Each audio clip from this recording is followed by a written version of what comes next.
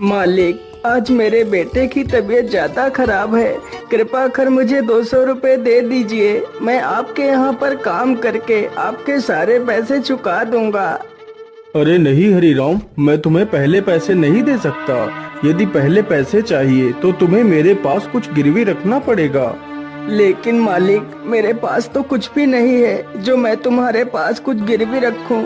नहीं हरीराम, तुम्हारे पास तुम्हारा खेत तो है। तुम उस खेत को मेरे पास गिरवी रख दो। जब तुम मेरे पैसे वापस कर दोगे तब मैं तुम्हारा खेत तुम्हें लौटा दूंगा। ठीक है मालिक, आप मेरे खेत को गिरवी रख लीजिए। कृपा कर मुझे पैसे जल्दी दे दीजिए। फिर वह सेठ हरीराम को पैसे दे देता है। पैसे लेकर हरीराम वहाँ से चला जाता है। सेठ गणपति राम बहुत ही कुटिल था, मानो उसका हृदय पत्थर के समान हो, जो लोगों की मजबूरियों का फायदा उठाता था। उसके पास काफी सारे लोग काम करते थे। उसी गांव में एक मोहन नाम का लड़का रहता था, जो बहुत ही मेहनती था। उसके पास एक छोटा सा खेत था।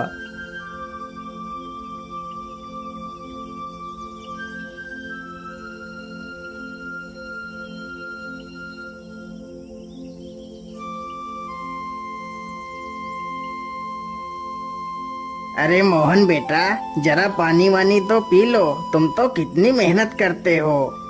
हाँ चाचा, क्या करूं, बिना मेहनत के तो कुछ होगा भी नहीं।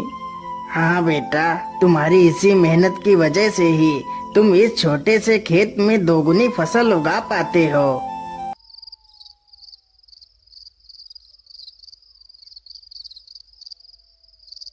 मोहन अपने बूढ़े माता पिता के साथ ही रहता था। मोहन के पिता की तबीयत हमेशा खराब ही रहती थी। घर की सारी जिम्मेदारियां मोहन के कंधों पर ही थी। पिताजी, आज तो आपकी दवाई खत्म हो गई है। कोई बात नहीं बेटा, तुम कल मेरे लिए दवाई ले आना।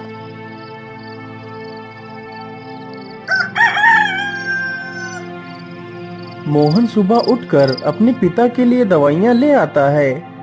माँ, मैं पिताजी के लिए दवाई ले आया हूँ। आप पिताजी को दवाइयाँ समय से खिला देना।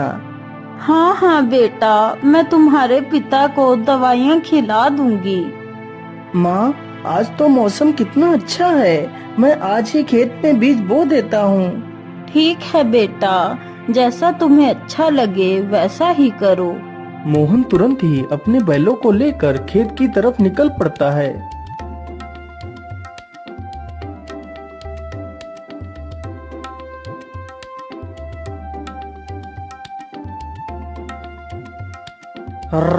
चल चल चल चल चल, आज हमें इस खेत को जोतना है और इसमें बीज बोना है। मोहन कुछ ही देर में सारा खेत जोत देता है और बीज बो देता है।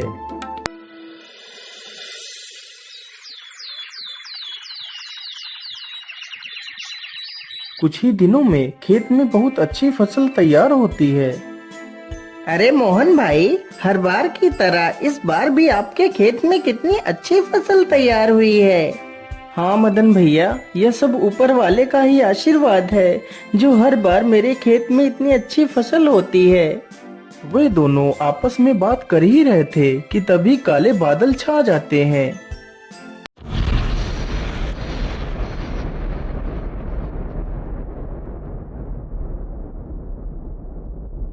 अरे मोहन भाई, यह अचानक से काले बादल कहाँ से आ गए।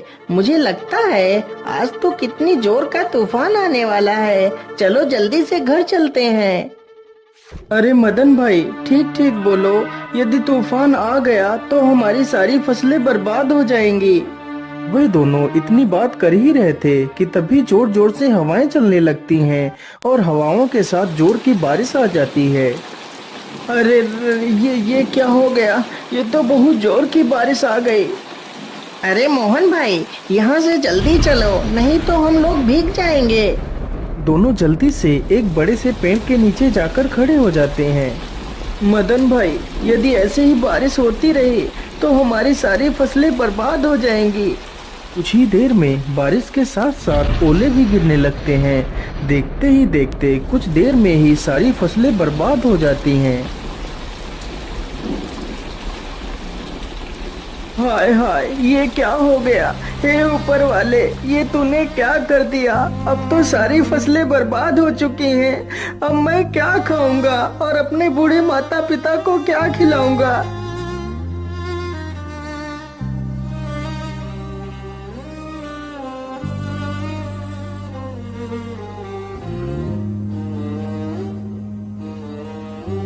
बेटा, तुम चिंता मत करो, ईश्वर पर भरोसा रखो, सब कुछ ठीक हो जाएगा। नहीं पिताजी, अब कुछ भी ठीक नहीं होगा। हमारी सारी फसलें तो नष्ट हो चुकी हैं। अब हम क्या करेंगे पिताजी? बेटा, तुम चिंता मत करो। तुम कल ही सेठ धनपति राम के घर चले जाना। वह तुम्हें काम पर जरूर रख लेंगे।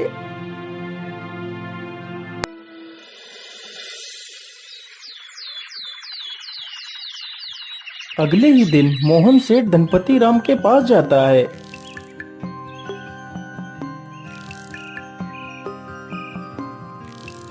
सेठ जी, मैं बहुत परेशानी में हूँ।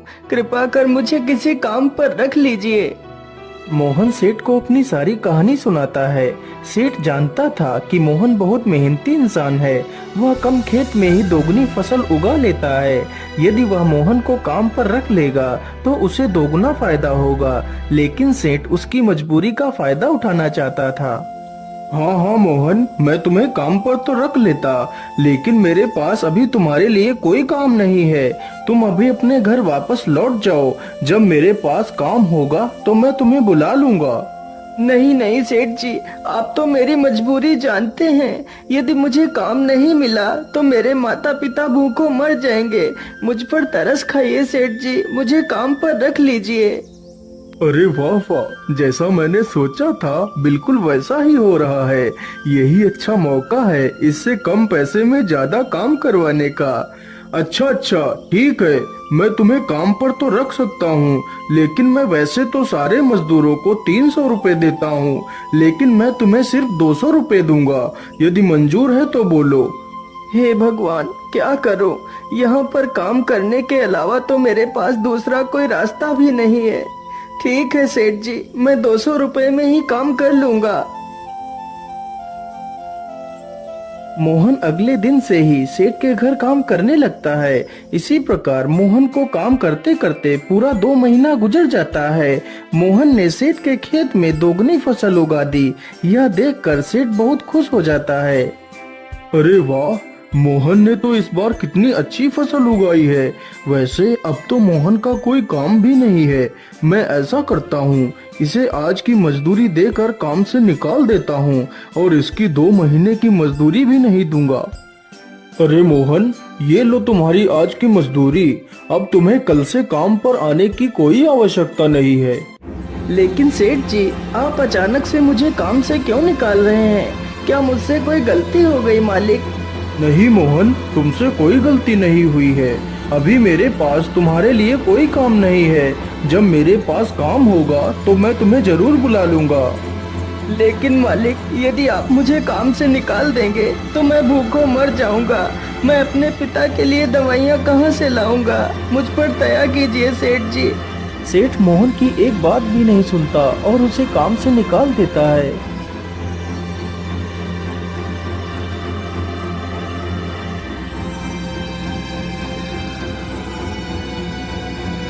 अरे बेटा, आज तुम खाली हाथ ही आए हो।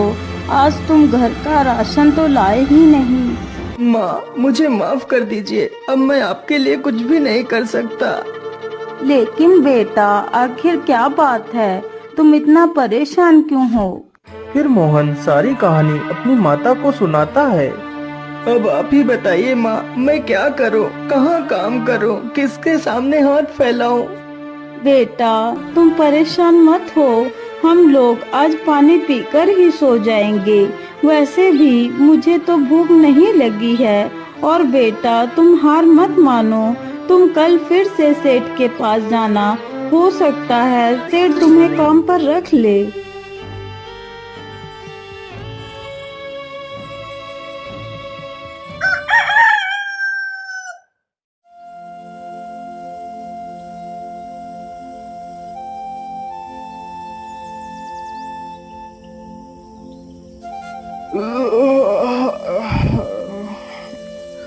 अरे सेठानी जी, आप मेरे लिए नाश्ता तैयार रखना, मैं जरा खेतों की तरफ से घूम कर आता हूँ।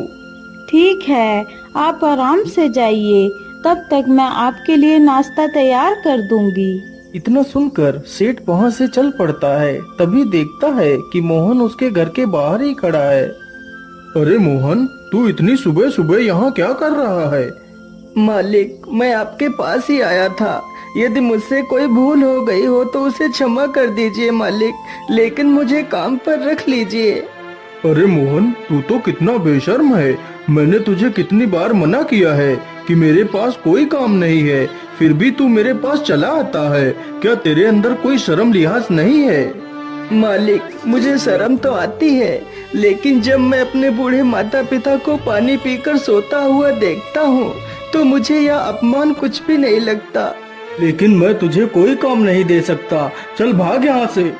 इसी प्रकार कई दिन गुजर जाते हैं। सेठ मोहन को भला बुरा कहकर भगा देता है, लेकिन सुबह होते ही मोहन फिर से काम मांगने के लिए सेठ के घर पहुंच जाता है। लेकिन मैं तुझे कोई काम नहीं दे सकता, चल भाग यहाँ से।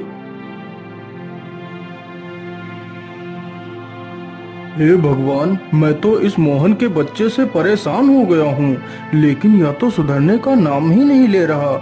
मैं ऐसा करता हूँ, कल सुबह होने से पहले मैं यहाँ से कुछ दिनों के लिए अपने रिश्तेदार के घर चला जाता हूँ, तभी मैं इस मोहन से अपना पीछा छुड़ा पाऊंगा। सुबह होने से पहले सेठ और उसकी पत्नी बैलगाड़ी में बैठकर वहाँ से चले जाते हैं।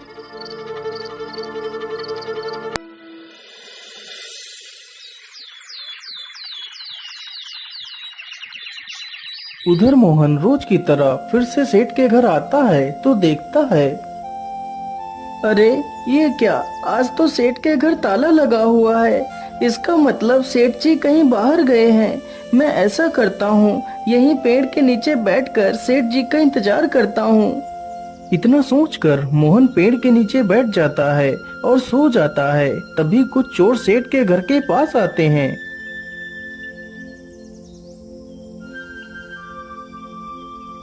अरे लल्लन, आज तो यह दुष्ट सेठ है भी नहीं। आज अच्छा मौका है, चलो आज इस सेठ की सारी तिजोरी खाली कर देते हैं।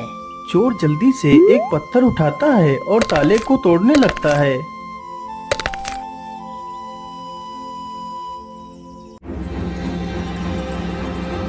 अरे ये शोर कैसा? ये कौन है? मुझे लगता है ये तो कोई चोर है। अरे रुक जाओ, तुम लोग ये क्या कर रहे हो? तुम सेठ के घर का ताला क्यों तोड़ रहे हो? अरे बेवकूफ, तुझे दिखाई नहीं देता? हम लोग चोर हैं और यह ताला हम लोग चोरी करने के लिए ही तोड़ रहे हैं। चल भाग जा यहाँ से। अरे नहीं नहीं, मेरे रहते हुए मैं तुम लोगों को चोरी नहीं करने दूंगा। अच्छा, तो तू हमें चोरी करने से रोकेगा? रुक, हम तुझे अभी मजा चखाते हैं। इतना कहकर सारे चोर बेचारे मोहन पर टूट पड़ते हैं। चोर चोर, कोई मुझे बचाओ, नहीं तो मुझे यह चोर मार डालेंगे। मोहन की ये आवाज सुनकर गांव के कई लोग वहां पर आ जाते हैं। तभी वह सारे चोर वहां से भाग जाते हैं, लेकिन बेचारा मोहन काफी ज्यादा घायल हो जाता है।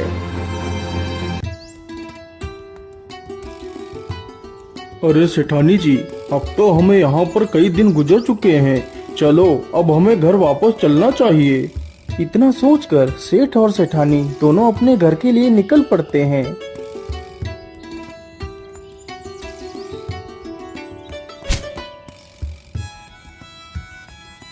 अरे वाह, जैसा मैंने सोचा था बिल्कुल वैसा ही हुआ।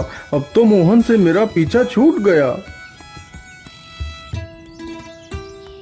लेकिन ऐसा कैसे हो सकता है? मोहन आज भी नहीं आया। मोहन इतनी जल्दी हार मानने वालों में से नहीं है। फिर वह आया क्यों नहीं? कहीं वह किसी मुसीबत में तो नहीं पड़ गया? चलो चलकर देखता हूँ। इतना सोचकर सेठ गांव की तरफ निकल जाता है। अरे मदन भाई, मोहन कहीं दिखाई नहीं दे रहा, वह कहाँ गया है? अरे सेठ जी, मैं तुम्हें क्या बताऊं, आप तो बर्बाद होने से बाल बाल बच गए। क्या मतलब? मैं कुछ समझा नहीं, तुम क्या कहना चाहते हो? फिर मदन सारी कहानी सेठ को सुनाता है। ये सुनकर सेठ के पैरों तले जमीन खिसक जाती है। सेठ जी, मोहन बहुत नेक दिल इंसान है। उसने आज तक किसी का बुरा नहीं किया है। कृपा कर आप उसे अपने पास रख लीजिए। नहीं मदन, मुझसे बहुत बड़ी गलती हो गई है। मुझे जल्दी से मोहन के घर ले चलो। सेठ जैसे ही मोहन के घर पहुंचता है तो देखता है मोहन घायल अवस्था में चारपाई पर पड़ा है। मोहन, मुझे माफ कर दो। मैंने तुम्हें बहुत तकलीफ दी। जिस इंसान को मुझे अपने गले लगाना चाहिए था, मैंने उसे ही तकलीफ दी। हो सके तो मुझे माफ कर देना मोहन। नहीं सेठ जी, आप माफी क्यों मांग रहे हैं? ये तो मेरा फर्ज था। मोहन, तुम कल से मेरे पास आ जाना। मैं तुम्हें अपना विशेष अधिकारी बनाऊंगा। फिर सेठ तुरंत ही मोहन की माँ को 500 रुपए दे देता है और अगले ही दिन से सेठ मोहन को अपना विशेष अधिकारी बना लेता है।